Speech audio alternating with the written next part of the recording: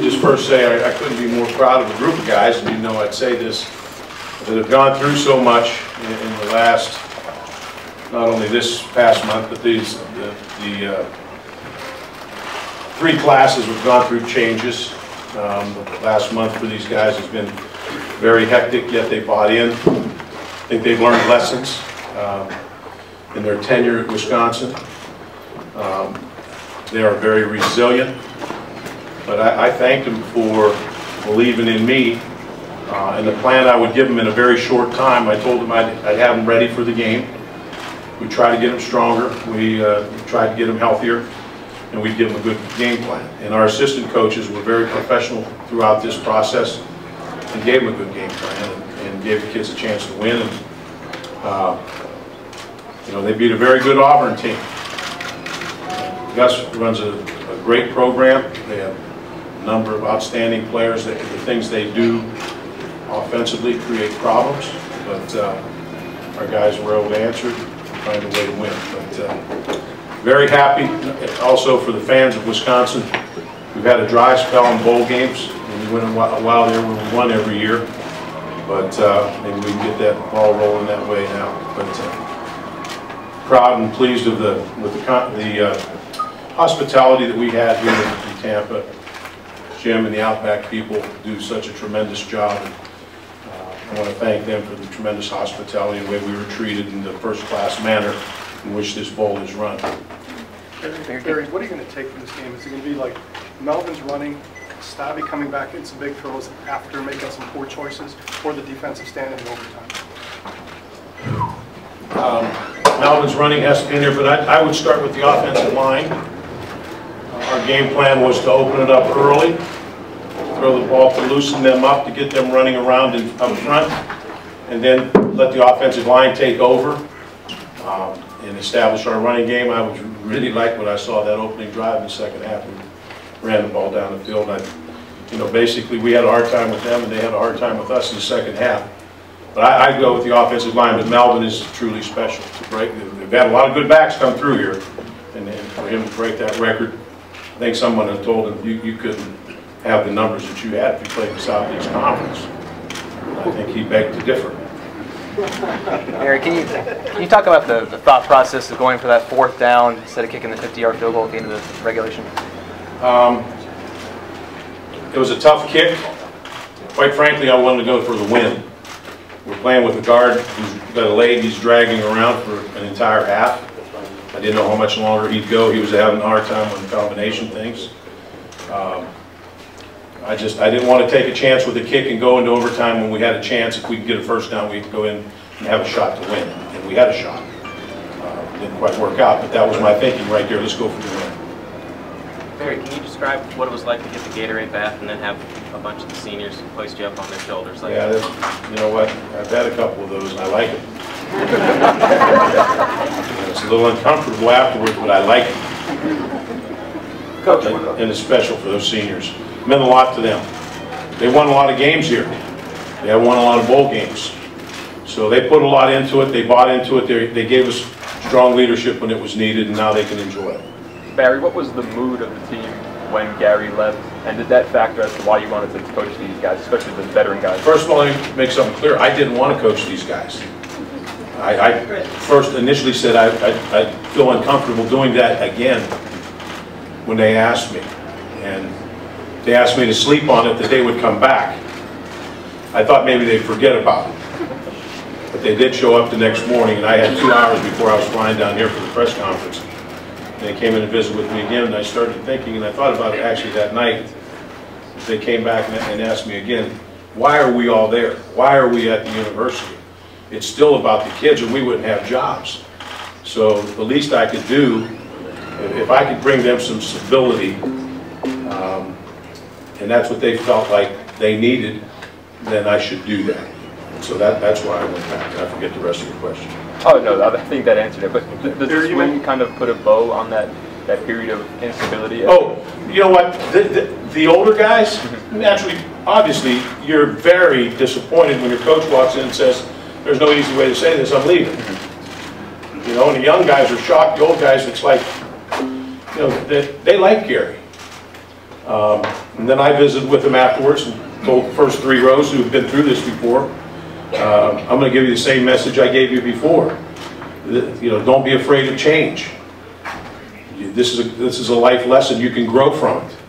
I promise you I'll have a good coach in place.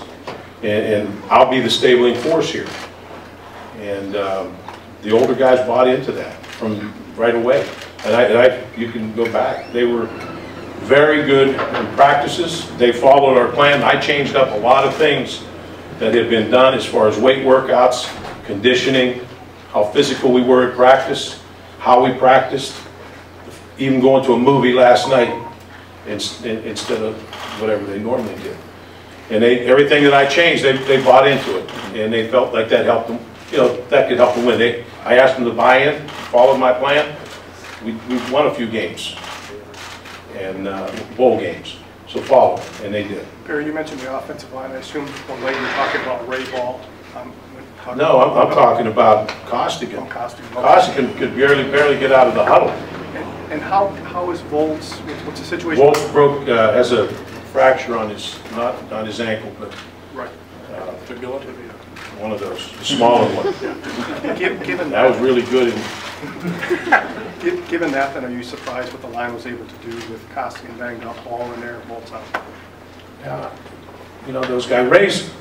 Ray's a good run blocker and he's physical. He's a tough guy. You know, I thought we could have some trouble with combinations. It was almost impossible. You know, Costigan was coming in and out of the huddle, taking the huddle he was hopping on one leg, and he wouldn't come out of the game. You know, so that's how legends are made. You know, but they hung in there. They did what they had to do. But that's why I didn't want to go to overtime. Barry, did you make even a greater commitment to running the ball in the second half? Did you make that decision at halftime? No, that was Andy Ludwig's plan from the very beginning. That we wanted to open the game, throwing the ball, open it up, make them run around, maybe try to tire their front up, loosen them up a little bit, because we knew they'd hug the line of scrimmage. And then we told them, the offensive line, they had to take the game over second half. How does this win impact your program, do you think, going forward with Ball? Is there decent carryover? These are all, oh, absolutely. There are a lot of young players in that room. You know, winning is good. And especially now, they beat a very good team. It's 11 wins, guys and gals. 11 wins is hard. There aren't many teams out there that will have 11 wins at the end of the year, and we're going to be one of them. And these guys know how to win. The young guys see what it takes to win, and that'll carry over. Coach, can you talk about the resiliency of this team? I mean, you talked about the coaching change, but to also lose to Ohio State the way they did and to come out here. Well, you have to address that. You just can't stick your head in the sand and say, just pretend like it didn't happen. You have to address it, and I addressed it in my first meeting with them, and I went back and said, you know, I've been through games like that. They're not fun. You know what? You can't learn anything from them. But I went back 3 games prior to that when we were down to a 3-game playoff to win our division. And all 3 games were rivalry games for us and very physical games. Now, if you're Auburn today and you played us 3 weeks in a row or a team like us 3 weeks in a row, and you have to go out next Saturday and play, you don't have a lot left in your tank. I'll guarantee you those guys are sore and beat up. It's hard to come back from that. We had 3 weeks of it. Our center and his backup were both out. And then things snowballed. So I explained that to him. Get it out of your system. Realize you're playing for 11 games. You've won 10. You beat good teams. You beat ranked teams down the stretch. All 3 of them were ranked. And that's the team I want to show up. And they bought into it. You said you weren't going to be afraid to assert yourself in the play calling. Did you have to do that at any point today? A couple times. When? Every 4th down call. Coach, we just witnessed Barry Alvarez Part 3. Is there Part 4 coming That's up? it. No mas. No mas. And you got people down here in Tampa understand that. No mas.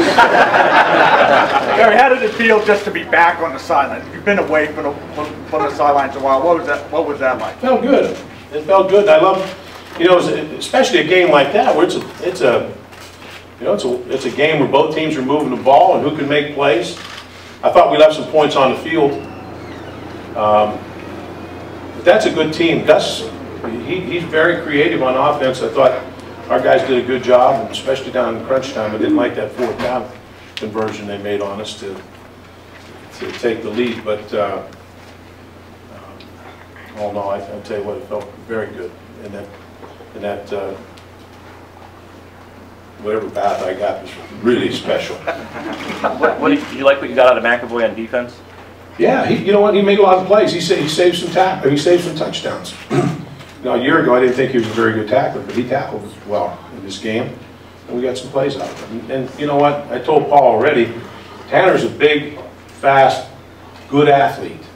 We got to get some mileage out of him, someplace. Whether you use him, you know, sparingly at quarterback, or you use him as a wide receiver, you use him as a safety. Someplace you got to use him. He's too good not to be on the field.